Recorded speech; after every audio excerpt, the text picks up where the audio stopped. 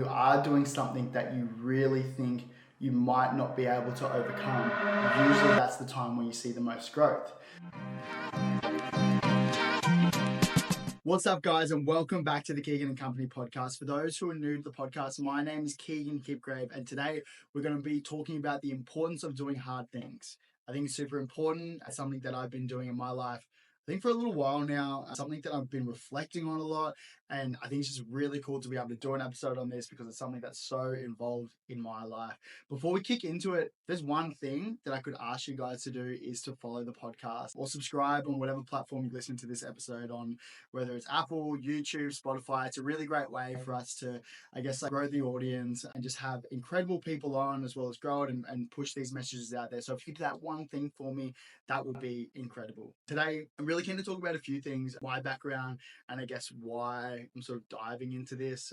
A few studies that I've been picking up at university around the topic. I actually had to do a presentation on this, which is interesting. Actually, I didn't have to. I had the opportunity to choose my topic, and naturally I chose this. So we'll talk about the study that we analysed for university. We'll talk about the idea of the Misogi. Essentially, Misogi is doing a hard thing. We'll refer it back to the study.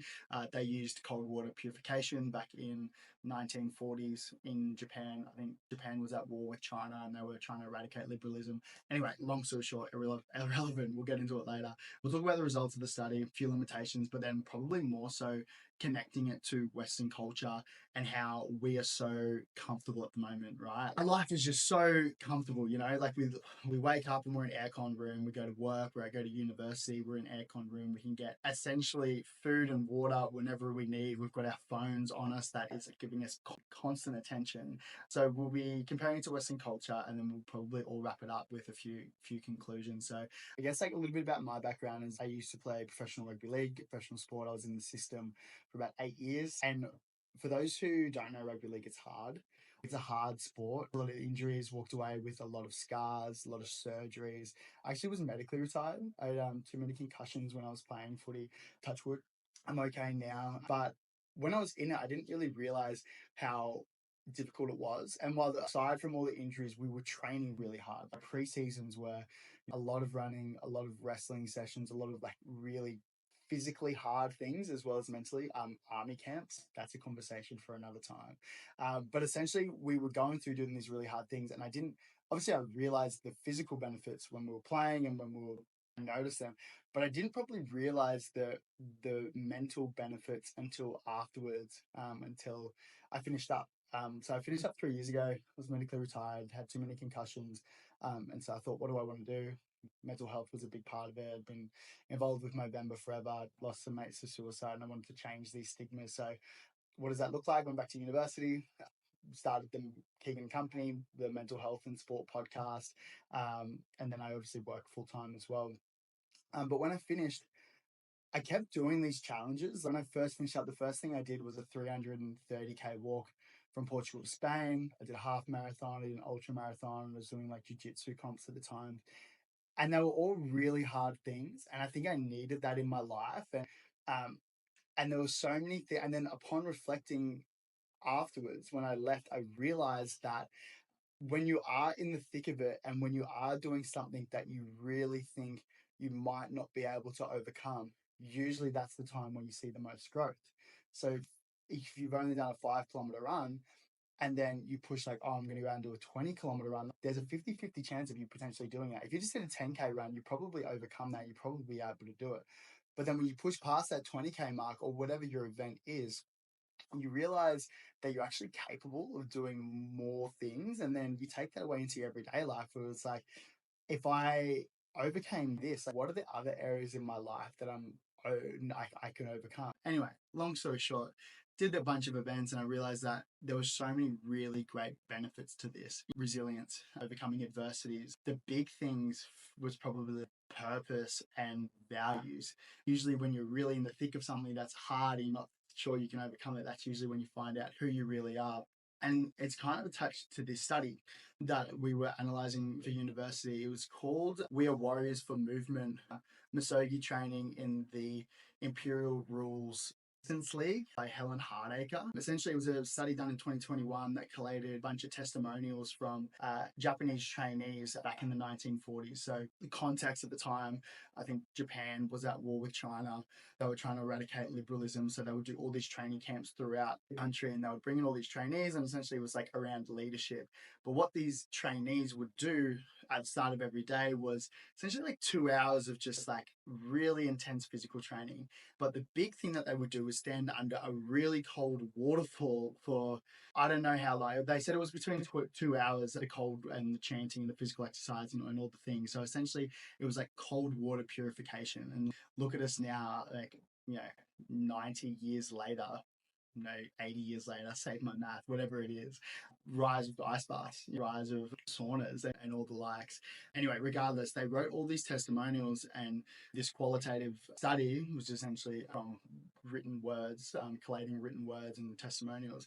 There was a number of themes that emerged throughout this. And essentially, the hypothesis of the study was like Misogi doing things hard functioned as a psychological and physical tool for identity transformation. So the themes that they pulled out was around trainees did experiences for like emotional and spiritual transformations. I hope I'm making sense, but essentially it was around like purpose and identity. And what they found was that throughout these little testimonials that these trainees, while they were in the thick of it, they were doing things hard and things that they weren't necessarily thought that they could overcome. But they really leaned into it and they got over this. And this was only a 2-week period that they collated it from. So there are some limitations of the study, obviously. But I thought it was a really cool thing. And when you zoom in on a Misogi, what is a Misogi? Essentially, a Misogi is doing things hard. There's a bunch of obviously other researchers, a lot of other people who have picked up on this, like David Goggins, obviously a perfect example. He's pretty in the forefront of the media and social media at the moment for doing hard things. There was a guy called Michael Esther, a really interesting book called The Comfort Crisis. And he discusses doing Misogi once a year, really tough things, talks about all the things that we've talked about, how we're so comfortable in this society, and doing one thing a year pushes us out of that. Anyway, I'll circle back to that. But Misogi, we've seen examples of Misogi throughout our life and throughout other cultures, indigenous cultures, with the walkabout, Jewish baptism, although it might not be physical, the becoming a man, the rite of passage, hunting, young boys going out with their dads. There was like an example of a bullet ant glove in the Amazon, Brazil, where kids would have to put these hands in this bullet ant glove and then have to overcome that and get through. So like when we zoom into society where we're at now, like we obviously live in such a comfortable place. We've got a lot of things done for us, and we've got accessibility to a lot of things. And what we found is like we're so comfortable and we can live our lives in such a comfortable state and essentially not seek any challenges. We can very easily cruise through life and not do anything hard. But what we found is that essentially mental health is a whole spectrum, right? And people that have mental health issues, of course, go through really traumatic events which end up lead to having severe mental health issues, but it's actually a whole spectrum. Mental health is a whole spectrum. And what we've come to find is that those people who also on the other side of the spectrum don't do hard things or haven't gone through challenging periods of time and haven't experienced some sort of level of stress also have mental health issues. So you can also make the argument for, well, if we don't have challenging things in our lives, then we will automatically look for challenging things and we'll create challenging things. Or if something does come into our lives that is extremely small or not so significant, then we'll dramatize it and we'll make it this incredible big deal. You don't get the job that you wanted, or you don't get the raise that you wanted, or you didn't get the good grade that you wanted, or you didn't make the football team, or you might have got an injury. And these things might be like the biggest, hardest things that we've ever gone to. You look back to a primal sort of state way back when our psyche is so trained to avoid failure because failure would have ended up death, right? Or serious consequences. You think like a tiger chasing you or a wild animal chasing you in the wild. Of course, our mind's going to go into this flight or flight response, and that's how we're physiologically wired. When we don't have these things, then our mind will just automatically go there when we are in the thick of it, which is super interesting. And there's a lot of studies to back this up. I know there was, I think it was called Zhang, ZHANG, a 2014 study that found that like going through really challenging times actually gives you traits of perseverance, self-resilience, and then also like a sense of purpose, and the study was actually all around like longevity. and pushing like longer. Anyway, I thought it was really cool. Michael Lester obviously does some really incredible stuff. A guy called Jeremy did a conversation with Joe Rogan, how he lived with David Goggins for 2 weeks and talked about all the things there.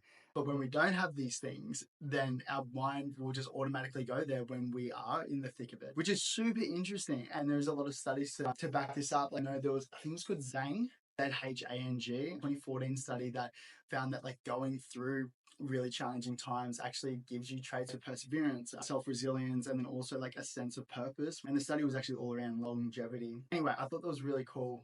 Michael Lester obviously does some really incredible stuff. A guy called Jeremy did a conversation with Joe Rogan, how he lived with David Goggins for 2 weeks and talked about all the things there. Angela Duckworth has a book called Grit, which is really incredible. We'll put all of these references in the show notes below.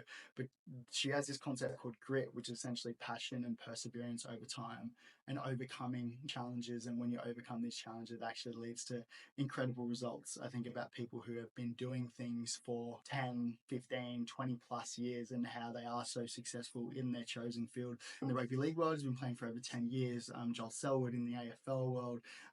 Think of any athlete who's done 2 or 3 times, right? Like been in it for so long, and they've been swimming or running or playing whatever their sport, that they've overcome an incredible amount of challenges. I did a podcast with a guy called Ben Seymour, and he was a rugby player, similar to me, but probably a lot better than me. He was a rugby player, played over in France, played in Western Australia, and he turned into like an ultra marathon runner. Really incredible dude. Went from essentially like not really running at all. I think he might have done a 50K on one off, but then jumped into a 250 kilometer race. So underdone. His mate just called him and said, "Hey, you should do this race." And he's like, "Yeah, 100%. Like, let's jump into it." And so he jumped into it really underdone. And obviously, I can't remember if it went the way he thought it was going to do. I know it was in the podcast. Go check out the podcast. But essentially, what he learned was that going into these events and throwing yourselves into these really hard things, he looked at it like, well, we either win and have successful and build confidence, or we learn. Like, what's the worst that's going to happen? You just learn. I think reframing that is actually a really great way to look at overcoming challenges. So I guess like in conclusion, and a big part of thing, I think the biggest takeaway from this is we learn by going into the unknown. And I think that's where we find our core values and we find out what we're really made of. The two takeaways, I think the first one is like we chronically undersell our potential, right? We genuinely think that we are only capable to a certain ceiling, but then once we push past that edge of what we think is possible, it is incredibly fulfilling. And then we start to think, well, if we can push past that and overcome that and break through that ceiling, then where else can we apply that to our lives? We do that physically, but then we might also do that in a family sense. We might also do that in a work sense, a financial sense, even in a spiritual sense. There's so many ways that we can increase our life. And then the second thing is probably reframing fear. And that second one is definitely reframing fear, because we're wired to avoid failure. Historically, right? Like that's in us, that's an innate in us, it's a primal instinct. If we failed, I think I mentioned before, it would often lead to death. But now, if we mistype an email, or if we don't get the right grade, or if we miss the job, then it's like the most traumatic thing. So I think there's some beautiful takeaways in there, and I think if we can, yeah, I think the whole thing is we want to be the best people we can be.